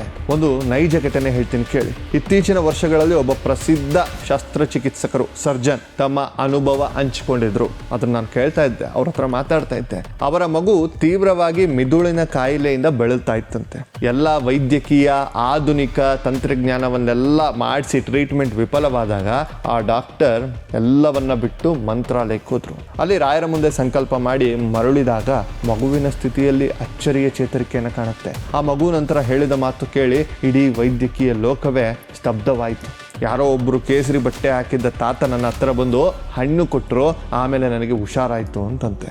ಆ ಮಗು ರಾಯರನ್ನು ನೋಡೇ ಇಲ್ಲ, ತನ್ನ ಜೀವನದಲ್ಲಿ ರಾಯರಿದ್ದಾರೆ ಅನ್ನೋದೇ ಗೊತ್ತಿರಲಿಲ್ಲ, ಅವರ ಬಗ್ಗೆ ಗೊತ್ತೇ ಆಗಿರಲಿಲ್ಲ. ಆಗ ಆ ಮಗುಗೆ ಒಂದು ಆಶ್ಚರ್ಯವಾಗಿ ಚೇತರಿಕೆಯಾಗಲು ಶುರುವಾಗುತ್ತೆ ಅಂತಂದರೆ ರಾಯರ ಪವಾಡ ಎಂಥದ್ದಿರ್ಬೋದು ಅನ್ನೋದನ್ನು ಯೋಚನೆ ಮಾಡಿ. ನಾನಿಂತಹ ಸಾವಿರಾರು ಘಟನೆಗಳ ಬಗ್ಗೆ ಬೇಕಾದ್ರೆ ಮಾತಾಡಬಹುದು. ಕ್ಯಾನ್ಸರ್ನ ಕೊನೆ ಹಂತದಲ್ಲಿ ಬದುಕುಳಿದ ಭಕ್ತರಿದ್ದಾರೆ. ಮಾತು ಬಾರದ ಮಕ್ಕಳಿಗೆ ಮಂತ್ರಾಲಯಕ್ಕೆ ಹೋದ ಮೇಲೆ ಧ್ವನಿ ಬಂದ ಘಟನೆಗಳಿವೆ. ದೃಷ್ಟಿಹೀನರಿಗೆ ಬೆಳಕು ಕಂಡ ಉದಾಹರಣೆಗಳಿವೆ. ವಿಜ್ಞಾನಿಗಳು ಇದನ್ನ ಪ್ಲೆಸಿಬೋ ಎಫೆಕ್ಟ್ ಅಂದುಕೊಳ್ಬಹುದು, ಅಂದ್ರೆ ನಮ್ಮ ಮನಸ್ಸಿನ ನಂಬಿಕೆಯೇ ನಮ್ಮನ್ನ ಗುಣಪಡಿಸುತ್ತೆ ಅಂತ. ಆದರೆ ಆ ನಂಬಿಕೆ ಹುಟ್ಟಲು ಒಂದು ಸೆಂಟರ್ ಪಾಯಿಂಟ್ ಬೇಕಲ್ಲ, ಆ ಪಾಯಿಂಟ್ ಮಂತ್ರಾಲಯ.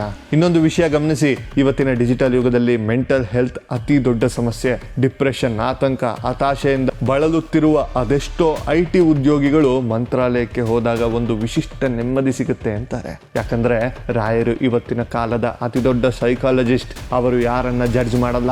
ನೀವು ಎಂತಹ ಪಾಪಿ ಇರಲಿ, ನೀವು ಎಂತಹ ತಪ್ಪು ಮಾಡಿರಲಿ, ಅವರ ಮುಂದೆ ಹೋದಾಗ ನೀವು ಕೇವಲ ಒಂದು ಮಗುವಾಗಿ ಕಾಣಿಸ್ತೀರಾ. ಆ ಅನ್ಕಂಡೀಷನಲ್ ಅಕ್ಸೆಪ್ಟೆನ್ಸ್ ಇದೆಯಲ್ಲ, ಅದು ನಿಮ್ಮ ಮೆದುಳಿನಲ್ಲಿರುವ ಒತ್ತಡವನ್ನ ತಕ್ಷಣವೇ ಕಡಿಮೆ ಮಾಡುತ್ತೆ. ಇದು ವಿಜ್ಞಾನದ ದೃಷ್ಟಿಯಲ್ಲಿ ಎನರ್ಜಿ ಹೀಲಿಂಗ್ ಇರ್ಬೋದು, ಆದರೆ ನಮಗೆ ಇದು ನಮ್ಮ ಗುರುಗಳ ಕರುಣೆ. ನೀವೆಲ್ಲೋ ಅಮೆರಿಕಾದಲ್ಲಿ ಅಥವಾ ಆಸ್ಟ್ರೇಲಿಯಾದಲ್ಲೋ ಕುಳಿತು ರಾಯರನ್ನ ಪ್ರಾರ್ಥಿಸಿದ್ರು ಅಲ್ಲಿ ಕೆಲಸ ಸಿಗುತ್ತೆ. ಹೇಗೆ? ರಾಯರು ಅಂದ್ರೆ ಬರೀ ಆ ವೃಂದಾವನದೊಳಗಿರುವಂತಹ ವಿಗ್ರಹವಲ್ಲ, ಅವರು ಒಂದು ಕಾಸ್ಮಿಕ್ ಫ್ರೀಕ್ವೆನ್ಸಿ. ನೀವು ಯಾವ ಫ್ರೀಕ್ವೆನ್ಸಿಯಲ್ಲಿ ಅವರನ್ನ ಕರೆಯುತ್ತೀರೋ ಅದೇ ಫ್ರೀಕ್ವೆನ್ಸಿಯಲ್ಲಿ ನಿಮಗೆ ಉತ್ತರ ಸಿಗುತ್ತೆ. ಸ್ನೇಹಿತರೆ, ಪವಾಡಗಳು ಸುಮ್ಮನೆ ನಡೆಯಲ್ಲ, ಅದಕ್ಕೆ ಅರ್ಹತೆ ಬೇಕು. ಆ ಅರ್ಹತೆ ಅಂದ್ರೆ ನಿಮ್ಮಲ್ಲಿರುವ ನಿಷ್ಕಲ್ಮಶವಾದ ಭಕ್ತಿ. ರಾಯರು ನಿಮ್ಮಿಂದ ಹಣ ಕೇಳಲ್ಲ, ಆಸ್ತಿ ಕೇಳಲ್ಲ, ಅವರಿಗೆ ಬೇಕಿರೋದು ನಿಮ್ಮ ನಂಬಿಕೆ ಮಾತ್ರ. ಇವತ್ತಿನ ವಿಜ್ಞಾನವು ಎಲ್ಲಿ ತನ್ನ ಮಿತಿಯನ್ನು ಒಪ್ಕೊಳ್ಳುತ್ತೋ ಅಲ್ಲಿಂದ ರಾಯರ ಮಹಿಮೆ ಶುರುವಾಗುತ್ತೆ. ಈ ಆಧುನಿಕ ಯುಗದ ಮಿರಾಕಲ್ಸ್ ನಮಗೆ ಒಂದು ಮಾತನ್ನ ಪದೇ ಪದೇ ಸಾರುತ್ತೆ: ನೀವು ಅನಾಥರಲ್ಲ, ನಿಮ್ಮನ್ನ ಸಲಹಲು ಒಬ್ಬ ಮಹಾನ್ ಗುರು ಇವತ್ತಿಗೂ ಕಾಯ್ತಾ ಇದ್ದಾರೆ ಅಂತ. ಆದರೆ ಈ ಪವಾಡಗಳಿಗಿಂತ ಒಂದು ಮಿಗಿಲಾದ ಇನ್ನೊಂದು ವಿಷಯವಿದೆ. ಅದು ರಾಯರ ನಮಗೆ ಕಲಿಸಿದ ಬದುಕುವ ದಾರಿ. ತಾಳ್ಮೆ ಅಂದ್ರೆ ಏನು ಅನ್ನೋದನ್ನ ರಾಯರು ನಮಗೆ ಹೇಗೆ ಕಳಿಸಿಕೊಟ್ಟಿದ್ದಾರೆ ಗೊತ್ತಾ? ಸ್ನೇಹಿತರೆ, ಇವತ್ತಿನ ದಿನಗಳಲ್ಲಿ ನಮಗೆ ಅತಿ ದೊಡ್ಡ ಶತ್ರು ಯಾರು ಗೊತ್ತಾ? ಅದು ನಮ್ಮ ಆತುರ. ನಮಗೆ ಎಲ್ಲವೂ ಇನ್ಸ್ಟೆಂಟ್ ಆಗಿ ಬೇಕು, 2 ನಿಮಿಷದಲ್ಲಿ ನೂಡಲ್ಸ್ ಬೇಕು, ಒಂದು ಟಿಕ್ನಲ್ಲಿ ಮಾಹಿತಿ ಬೇಕು, ರಾತ್ರಿ ಸಕ್ಸಸ್ ಬೇಕು. ಆ ಆತುರದ ಓಟದಲ್ಲಿ ನಾವು ಕಳೆದುಕೊಳ್ತಿರೋದು ಬದುಕಿನ ಅತ್ಯಂತ ದೊಡ್ಡ ಶಕ್ತಿಯನ್ನ, ಅಂದ್ರೆ ಅದೇ ತಾಳ್ಮೆ. ರಾಯರು ಜೀವನದಿಂದ ನಾವು ಕಲಿಯಬೇಕಾದ ಮೊದಲ ಮತ್ತು ಅತಿ ಮುಖ್ಯವಾದ ಪಾಠವೇ ಇದು. ನೀವು ಒಮ್ಮೆ ಯೋಚನೆ ಮಾಡಿ, ವೆಂಕಟನಾಥರಾಗಿ ಅವರು ಅನುಭವಿಸಿದ ಬಡತನ 1-2 ದಿನದ್ದಲ್ಲ, ವರ್ಷಾನುಗಟ್ಟಲೆ ಇತ್ತು. ಗಂಧ ತೇಯುವ ಅವಮಾನವಾದಾಗ ಅವರು ತಕ್ಷಣ ಸಿಟ್ಟಾಗಲಿಲ್ಲ. ಪತ್ನಿಯನ್ನ ಕಳೆದುಕೊಂಡಾಗ ಅವರು ವಿಧಿಯನ್ನ ಶಪಿಸಲಿಲ್ಲ. ಅವರು ಕಾಯ್ದರು, ಸರಿಯಾದ ಸಮಯಕ್ಕಾಗಿ, ದೈವದ ಸಂಕಲ್ಪಕ್ಕಾಗಿ ಕಾದ್ರು. ನಮ್ಮ ಲೈಫ್ನಲ್ಲಿ ಸ್ವಲ್ಪ ಪ್ರಾಬ್ಲಮ್ ಬಂದರೆ ನಾವು ದೇವಸ್ಥಾನಕ್ಕೆ ಹೋಗಿ ನನ್ನ ಕಷ್ಟ ಇವತ್ತೇ ತೀರಬೇಕು ಅಂತ ಡಿಮ್ಯಾಂಡ್ ಮಾಡ್ತೀವಿ. ಆದರೆ ರಾಯರು ನಮಗೆ ಏನು ಕಲಿಸಿದ್ದಾರೆ ಅಂದರೆ, ಕಾಯುವಿಕೆ ಅಂದರೆ ಸೋಲಲ್ಲ, ಅದು ಒಂದು ದೊಡ್ಡ ತಪಸ್ಸು ಅಂತ. ರಾಯರು ಬೃಂದಾವನದ ಒಳಗೆ ಹೋಗುವಾಗ ಕೂಡ 700 ವರ್ಷಗಳ ಕಾಲ ಇರ್ತೀನಿ ಎಂದಿದ್ರಲ್ಲ, ಆ 700 ವರ್ಷಗಳ ಸಂಖ್ಯೆ ಒಂದು ದೊಡ್ಡ ಮೆಸೇಜ್ ಇದೆ. ಅವರು ನಮಗಾಗಿ ಕಾದು ಕುಳಿತಿದ್ದಾರೆ. ನಾವು ಮನುಷ್ಯರು 5 ನಿಮಿಷ ಕಾಯೋಕೆ ರೆಡಿ ಇರಲ್ಲ, ಆದರೆ ಒಬ್ಬ ಗುರು ನಮಗಾಗಿ ಶತಮಾನಗಳ ಕಾಲ ಕಾಯ್ತಾ ಇದ್ದಾರೆ ಅಂದರೆ ಅವರ ತಾಳ್ಮೆಯ ಆಳ ಎಂಥದ್ದು ಅಂತ ಯೋಚನೆ ಮಾಡಿ. ನಾನಿಲ್ಲಿ ಒಂದು ಸೂಕ್ಷ್ಮ ಗಮನಿಸ್ತೀನಿ. ತಾಳ್ಮೆ ಅಂದರೆ ಸುಮ್ಮನೆ ಕೂರೋದಲ್ಲ, ಕೆಲಸ ಮಾಡ್ತಾ ಫಲಕ್ಕಾಗಿ ಕಾಯೋದು. ರಾಯರು ನಮಗೆ ಕಲಿಸಿದ ಇನ್ನೊಂದು ಮಹತ್ವದ ಪಾಠ ಸರ್ವಂ ಕೃಷ್ಣಾರ್ಪಣಮಸ್ತು. ಅಂದರೆ ನೀವು ಏನೇ ಕೆಲಸ ಮಾಡಿ ಆ ಫಲವನ್ನು ದೇವರಿಗೆ ಬಿಟ್ಟುಬಿಡಿ. ಇವತ್ತು ನಮಗೆ ಸ್ಟ್ರೆಸ್ ಯಾಕೆ ಜಾಸ್ತಿ ಇದೆ ಅಂದರೆ, ನಮಗೆ ಕೆಲಸ ಮಾಡೋದಕ್ಕಿಂತ ರಿಸಲ್ಟ್ ಮೇಲೆ ಜಾಸ್ತಿ ಗಮನ ಇರುತ್ತೆ. ನಮಗೆ ಸಿಗದಿದ್ದಾಗ ನಾವು ಡಿಪ್ರೆಷನ್ಗೆ ಹೋಗ್ತೀವಿ. ಆದರೆ ರಾಯರು ಹೇಳೋದು, ನೀನು ನಿನ್ನ ಕೆಲಸವನ್ನು ಪ್ರಾಮಾಣಿಕವಾಗಿ ಮಾಡು, ಉಳಿದದ್ದನ್ನೆಲ್ಲ ನೋಡ್ಕೊಳ್ತಾನೆ ಆ ಭಗವಂತ ಅಂತ ಬಿಟ್ಟುಬಿಡು ಅಂತ. ಒಮ್ಮೆ ಯೋಚನೆ ಮಾಡಿ, ರಾಯರ ಭಕ್ತರಾದ ಮೇಲೆ ನಮ್ಮಲ್ಲಿ ಯಾವ ಬದಲಾವಣೆ ಬರಬೇಕು? ಬರೀ ಹಣ ಆಸ್ತಿ ಸಿಗೋದಲ್ಲ, ನಮ್ಮಲ್ಲಿ ಒಂದು ರೀತಿಯ ಸಮಾಧಾನ ಬರಬೇಕು. ಯಾರೋ ನಮಗೆ ಕೆಟ್ಟದ್ದು ಮಾಡಿದಾಗ ತಕ್ಷಣ ರಿಯಾಕ್ಟ್ ಮಾಡದೆ ರಾಯರು ನೋಡ್ಕೊಳ್ತಾರೆ ಅಂತ ಸುಮ್ಮನಾಗೋದಿದೆಯಲ್ಲ, ಅದು ರಾಯರು ನಮಗೆ ಕೊಟ್ಟಿರುವಂತಹ ಅತಿ ದೊಡ್ಡ ಗಿಫ್ಟ್. ರಾಯರು ನಮಗೆ ಕಲಿಸಿದ 3ನೇ ಪಾಠ ಪರೋಪಕಾರ. ಅವರು ಬೃಂದಾವನದೊಳಗೆ ಹೋದ ಮೇಲೂ ಯಾಕೆ ಪವಾಡ ಮಾಡ್ತಿದ್ದಾರೆ? ಅವರಿಗೆ ಅದರಿಂದ ಆಗುವ ಲಾಭ ಏನು? ಅವರಿಗೆ ಯಾವ ಪ್ರಶಸ್ತಿನೂ ಬೇಡ, ಯಾವ ಹೆಸರು ಬೇಡ, ಕೇವಲ ನೊಂದ ಜೀವಗಳಿಗೆ ಆಸರೆಯಾಗಬೇಕು ಅನ್ನೋದು ಅವರ ಉದ್ದೇಶ. ಇದನ್ನು ನಾವು ನಮ್ಮ ಲೈಫ್ನಲ್ಲಿ ಅಳವಡಿಸ್ಕೊಳ್ಬೇಕು.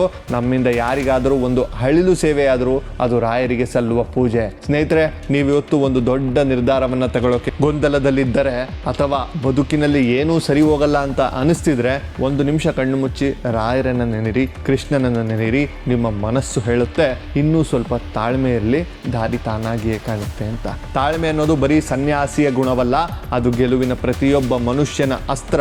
ರಾಯರು ಆ ಅಸ್ತ್ರವನ್ನ ನಿಮಗೆ ಪ್ರಸಾದವಾಗಿ ಕೊಟ್ಟಿದ್ದಾರೆ. ಆದರೆ ಇವತ್ತಿನ ಯುವ ಪೀಳಿಗೆಗೆ ರಾಯರು ಯಾಕೆ ಅತಿ ಹೆಚ್ಚು ಬೇಕಾಗಿದ್ದಾರೆ ಅಂದರೆ, ಆ ಟೆಕ್ನಾಲಜಿ ಯುಗದಲ್ಲೂ ರಾಯರ ರಿಲೇಟಬಿಲಿಟಿ ಏನು ಅನ್ನೋದನ್ನು ನೀವು ಯೋಚನೆ ಮಾಡಬೇಕು. ನೋಡಿ ಸ್ನೇಹಿತರೆ, ಇವತ್ತು ನಾವು ಅತಿ ಹೆಚ್ಚು ಕನೆಕ್ಟೆಡ್ ಯುಗದಲ್ಲಿದ್ದೀವಿ. ಕೈಯಲ್ಲಿ ಹೈ ಸ್ಪೀಡ್ ಇಂಟರ್ನೆಟ್ ಇದೆ, ಇನ್ಸ್ಟಾಗ್ರಾಮ್ನಲ್ಲಿ ಸಾವಿರಾರು ಫಾಲೋವರ್ಸ್ಗಳಿದ್ದಾರೆ, ಜಗತ್ತಿನ ಯಾವುದೇ ಮೂಲೆಯ ಮಾಹಿತಿ 1 ಸೆಕೆಂಡ್ನಲ್ಲಿ ನಮಗೆ ಸಿಗುತ್ತೆ. ಆದರೂ ಯಾಕೆ ಇವತ್ತಿನ ಜನ್ರೇಷನ್ ಅತಿ ಹೆಚ್ಚು ಡಿಪ್ರೆಷನ್ನಲ್ಲಿ ಕಾಡ್ತಾ ಇದೆ? ಯಾಕೆ? ನಮಗೆ ಸಣ್ಣ ಸೋಲು ಕಂಡ್ರು ಆತ್ಮಹತ್ಯೆಯಂತಹ ಆಲೋಚನೆಗಳು ಬರ್ತಿವೆ. ಯಾಕಂದರೆ ನಮ್ಮ ಹತ್ರ ಎಲ್ಲವೂ ಇದೆ, ಆದರೆ ನೆಮ್ಮದಿ ಅನ್ನೋ ಒಂದು ಕೊಂಡಿ ಮಾತ್ರ ಕಳಿಸ್ಕೊಂಡಿದೆ. ಇಲ್ಲಿಗೆ ಬರ್ತಾರೆ ನಮ್ಮ ಮಂತ್ರಾಲಯದ ಪ್ರಭುಗಳು. ನೋಡಿ, ಇಂದಿನ ಜನ್ರೇಷನ್ಗೆ ರಾಯರು ಬರೀ ಒಬ್ಬ ಧಾರ್ಮಿಕ ಗುರುವಲ್ಲ, ಅವರು ಒಬ್ಬ ಅದ್ಭುತ ಸೈಕಾಲಜಿಸ್ಟ್. ಇವತ್ತಿನ ಯೂತ್ಗೆ ಏನ್ ಬೇಕು? ಅವರಿಗೆ ತಮ್ಮ ಮಾತನ್ನ ಕೇಳಿಸಿಕೊಳ್ಳೋರು ಬೇಕು, ಜಡ್ಜ್ ಮಾಡದೆ ಬೈಯದೆ ನಾನಿದ್ದೇನೆ ಬಿಡು ಅನ್ನೋ ಭರವಸೆ ಬೇಕು. ಆ ಭರವಸೆ ಎಲ್ಲಿ ಸಿಗುತ್ತೆ? ಮಂತ್ರಾಲಯಕ್ಕೆ ಹೋಗಿ ಬೃಂದಾವನದ ಮುಂದೆ ನಿಂತಾಗ ಅಲ್ಲಿ ಯಾವ ಡಿಜಿಟಲ್ ನಾಯ್ಸ್ ಕೂಡ ಇರಲ್ಲ. ಅಲ್ಲಿ ನೀವು ನಿಮ್ಮ ನೋವನ್ನ ಹೇಳಿಕೊಂಡಾಗ ರಾಯರು ನಿಮ್ಮನ್ನ ಜಡ್ಜ್ ಮಾಡಲ್ಲ. ನೀವು ಕೆರಿಯರ್ನಲ್ಲಿ ಫೇಲ್ ಆಗಿರಲಿ, ರಿಲೇಶನ್ಶಿಪ್ನಲ್ಲಿ ಮೋಸ ಹೋಗಿರಲಿ, ಅಥವಾ ಜೀವನದಲ್ಲಿ ಎಷ್ಟೇ ತಪ್ಪು ಮಾಡಿರಲಿ, ಅವರ ಮುಂದೆ ಹೋದಾಗ ನೀವು ಕೇವಲ ಒಬ್ಬ ಹಸುಗೂಸು. ಆ ಅನ್ಕಂಡೀಷನಲ್ ಅಕ್ಸೆಪ್ಟೆನ್ಸ್ ಇದೆಯಲ್ಲ, ಅದು ಇವತ್ತಿನ ಕಾರ್ಪೊರೇಟ್ ಪ್ರಪಂಚದಲ್ಲಿ ಯಾರಿಗೂ ಸಿಗ್ತಾ ಇಲ್ಲ. ಆ ಸಿಗದ ಆಶ್ರಯವನ್ನ ರಾಯರು ಕೊಡ್ತಾ ಇದ್ದಾರೆ. ನಾನಿಲ್ಲಿ ಇನ್ನೊಂದು ವಿಷಯವನ್ನು ಗಮನಿಸಿದೆ, ಏನು ಗೊತ್ತಾ? ಇವತ್ತಿನ ಮಕ್ಕಳಿಗೆ ಸೋಲು ಅಂದ್ರೆ ಭಯ. ಸಣ್ಣ ಎಕ್ಸಾಮ್ ಮಾರ್ಕ್ಸ್ ಕಮ್ಮಿ ಬಂತು ಅಂದ್ರೆ ಜೀವನನೇ ಮುಗೀತು ಅನ್ಕೊಳ್ತಾರೆ. ಅವರಿಗೆ ರಾಯರ ಬದುಕು ಒಂದು ದೊಡ್ಡ ಎಕ್ಸಾಂಪಲ್. ಅಷ್ಟು ವರ್ಷ ಕಷ್ಟಪಟ್ಟು ವೆಂಕಟನಾಥರು ಇವತ್ತು ಜಗತ್ತೇ ಮೆಚ್ಚುವ ಗುರುಗಳಾಗಿದ್ದಾರೆ. ಅಂದ್ರೆ ಅರ್ಥ, ನಿಮ್ಮ ಇವತ್ತಿನ ಸೋಲು ನಿಮ್ಮ ಅಂತ್ಯವಲ್ಲ, ಅದು ನಿಮ್ಮ ಒಂದು ದೊಡ್ಡ ಗೆಲುವಿನ ಮುನ್ನುಡಿ ಅಂತ. ರಾಯರು ಇಂದಿನ ಜನ್ರೇಷನ್ಗೆ ಫೋಕಸ್ ಮಾಡೋದನ್ನ ಕಲಿಸ್ತಾರೆ. ಅವರ ಧ್ಯಾನದ ಶಕ್ತಿ ನಮಗೆ ಹೇಳಿಕೊಡೋದು ಏನು ಗೊತ್ತಾ? ಇಡೀ ಜಗತ್ತು ಗೊಂದಲದಲ್ಲಿದ್ದರೂ ನಿಮ್ಮ ಒಳಗಿನ ಶಾಂತಿ ಹೇಗೆ ಕಾಪಾಡಿಕೊಳ್ಬೇಕು ಅಂತ. ಇವತ್ತಿನ ಐಟಿ ಮಂದಿ ಅಥವಾ ಸ್ಟಾರ್ಟಪ್ ಫೌಂಡರ್ಸ್ ಮಂತ್ರಾಲಯಕ್ಕೆ ಹೋಗೋದು ಯಾಕೆ ಅಂದರೆ ಅಲ್ಲಿನ ಪಾಸಿಟಿವ್ ವೈಬ್ರೇಷನ್ ಅನ್ನ ಅವರ ಮೆದುಳು ರೀಬೋಟ್ ಮಾಡುತ್ತೆ. ಇವತ್ತಿನ ಯುವ ಪೀಳಿಗೆಗೆ ಒಬ್ಬ ನಿಜವಾದ ರೋಲ್ ಮಾಡೆಲ್ ಬೇಕು. ರಾಯರು ಅಂತಹ ರೋಲ್ ಮಾಡೆಲ್. ಅವರು ಜಾತಿ ಧರ್ಮದ ಹಂಗಿಲ್ಲದೆ ಎಲ್ಲರನ್ನ ಪ್ರೀತಿಸಿದ್ರು. ಅದೋನಿಯ ಸುಲ್ತಾನನಿಗೂ ದರ್ಶನವನ್ನು ಕೊಟ್ಟರು. ಬ್ರಿಟಿಷ್ ಅಧಿಕಾರಿ ಮನ್ರೋನಿಗೂ ಮಾತಾಡಿಸಿದ್ರು. ಈ ಈಕ್ವಾಲಿಟಿ ಇವತ್ತಿನ ಮಾಡರ್ನ್ ಸೊಸೈಟಿಗೆ ಅತಿ ಅಗತ್ಯವಿರುವ ಗುಣ. ಸ್ನೇಹಿತರೆ, ಲೈಫ್ ಅನ್ನೋದು ಒಂದು ದೊಡ್ಡ ಸಮುದ್ರ. ಅದರಲ್ಲಿ ನೀವು ದಾರಿ ತಪ್ಪಿದ ಹಡಗಿನ ಥರ ಇದ್ದರೆ ರಾಯರ ಬೃಂದಾವನ ಅನ್ನೋದು ಲೈಟ್ ಹೌಸ್ ಥರ. ನೀವು ಆ ಬೆಳಕನ್ನು ಅನುಸರಿಸಿದರೆ ಸಾಕು, ಎಂತಹ ಬಿರುಗಾಳಿಯಲ್ಲಿಯೂ ನೀವು ಸುರಕ್ಷಿತವಾಗಿ ದಡವನ್ನು ಸೇರ್ತೀರಿ. ಕೊನೆಯದಾಗೊಂದು ಮಾತು, ರಾಯರು ನಿಮ್ಮಿಂದ ಏನನ್ನು ಅಪೇಕ್ಷಿಸಲ್ಲ. ಅವರಿಗೆ ನಿಮ್ಮ ಐಫೋನ್ ಬೇಡ, ನಿಮ್ಮ ಬ್ಯಾಂಕ್ ಬ್ಯಾಲೆನ್ಸ್ ಬೇಡ. ಅವರಿಗೆ ಬೇಕಿರೋದು ನಿಮ್ಮಲ್ಲಿರುವಂತಹ ಒಂದು ಪುಟ್ಟ ನಂಬಿಕೆ. ಗುರುಗಳೇ, ನಾನು ಸೋತಿದ್ದೇನೆ, ನನ್ನ ಕೈ ಹಿಡೀರಿ ಅಂತ ಒಂದು ಸಲ ಕೂಗಿ ಕಣ್ಣೀರು ಹಾಕಿ ನೋಡಿ, ಆ ಕ್ಷಣದಿಂದ ನಿಮ್ಮಲ್ಲಿಯೇ ಒಂದು ಹೊಸ ಎನರ್ಜಿ ಹುಟ್ಕೊಳ್ಳುತ್ತೆ. ಇದು ಕೇವಲ ಭಕ್ತಿ ಅಲ್ಲ, ಇದು ಹಿಂದಿನ ಜಂಜಾಟವೇ ಬದುಕಿಗೆ ಬೇಕಿರೋ ಅತಿ ದೊಡ್ಡ ಮೆಡಿಸಿನ್.